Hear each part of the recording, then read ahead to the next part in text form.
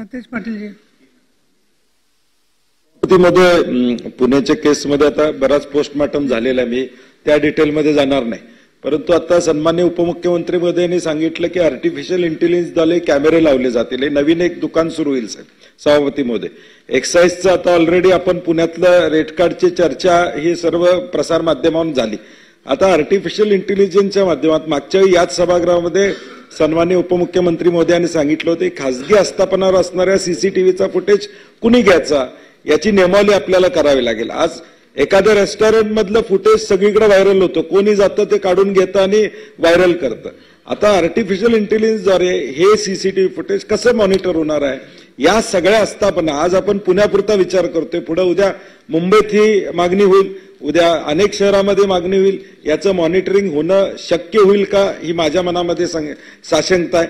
आणि तेवढी यंत्रणा आपल्याकडे शासन म्हणून आज आपला नवी मुंबईच्या कॉल सेंटरवर एवढा लोड आहे आपला आता ह्या विषय तो कशा पद्धतीने हाताळा किंवा कायद्यात बदल करून नियमावलीत त्यात दंडात्मक कारवाई मोठी करता येईल का, नाही तर नवं एक सुरुवात होईल. आणि दुसरा प्रश्न, जो आरोपी आता हायकोर्टातून त्याला या ठिकाणी जामीन मिळालाय, सुप्रीम कोर्टात सरकार जाणार असं आम्ही ऐकलंय, गेलं का आणि त्याची सद्यस्थिती काय आहे? SLP फाईल करण्यात आलेली आहे त्या केसमध्ये आणि ती लागेल लवकरच सुप्रीम कोर्टामध्ये. आणि आपण जो पहिला विषय म्हटला त्यात ऑलरेडी इन्स्टॉल्ड होणं चालू झालेलं आहे आर्टिफिशियल इंटेलिजन्स कामले. मुरामध्ये आपली जी मागच्या वेळेस चर्चा झाली होती ती चर्चा एवढीच होती की या कॅमेऱ्याचं फीड हे फक्त पोलिसांना घेता आलं पाहिजे. अलीकडच्या काळामध्ये प्रायव्हेट लोक घेऊन मग त्याचा जो गैरउपयोग करतात तो करण्यात येऊ नये. तर त्या संदर्भात निर्देश आपण तेव्हाच दिले, त्याची काही नियमावली आपण तयार करतो. आणि शेवटी या सगळ्या पब्लिक प्लेसेस आहे, या प्रायव्हेट प्लेसेस नाही.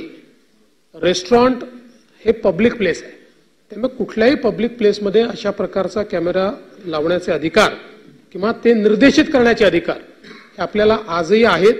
त्यानुसार आपण ते लावायला सांगतो, कारण शेवटी दोन्ही बाजू याला आहेत. जसं आता पुण्यामध्ये आता आपण कडक केल्यानंतर त्या ठिकाणी पब्स वगैरे मध्ये आत जाताना आता त्याचा पुरावा पाहतात, म्हणजे तो 18 वर्षाचा का 21 वर्ष काय असतं आपल्याकडे त्याच्यावर आहे की नाही.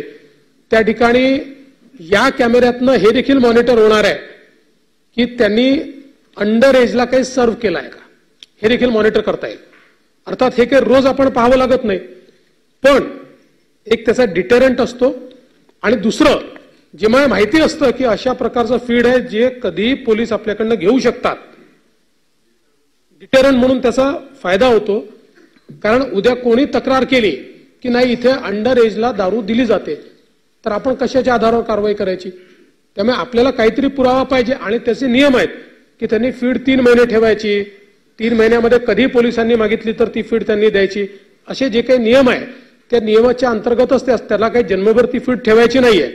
त्याच्यामुळे मला असं वाटतं की शेवटी आपल्याला कायदा सुव्यवस्था ठेवायची असेल तर काही डिटेरंट्सची आवश्यकता आहे.